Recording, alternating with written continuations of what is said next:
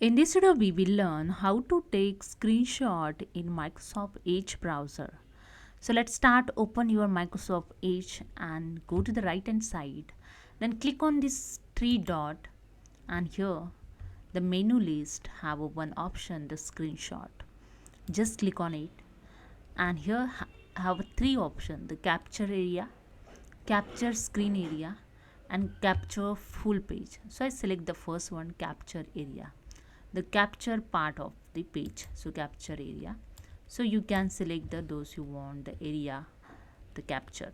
So just I select this one, and you can copy this, you can save this, markup capture visual the search. So save this, and here I'm save here. I just double click on it to open this. Okay, you can see the capture area. Okay, and the second way, again I just click on this three dot, click on the screenshot. Now I select the second option, capture screen area. Okay, capture the display area. So this area, this display is will capture. So I just click on the capture the screen area, and you can see, so this area is display.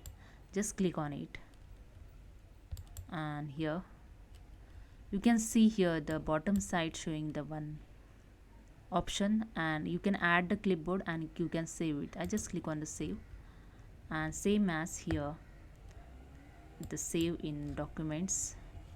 I open the documents folders. So I just recently saved this one. Okay, so you can see the capture screen area. So those areas showing on the screen of my laptop, it's captured. This area is showing on my screen, therefore it's only this area is capture. Okay, and third way, just click on the three dot, again screenshot, capture full page. Just click on it, and you can see here the full page is captured. You can draw it, erase anything, you can share, you can copy this, you can save this. I just click on the save option, and here the capture area is saved. I just double click on it to open this area. You can see the full screen is saved here. Okay, starting to bottom, full page is saved here.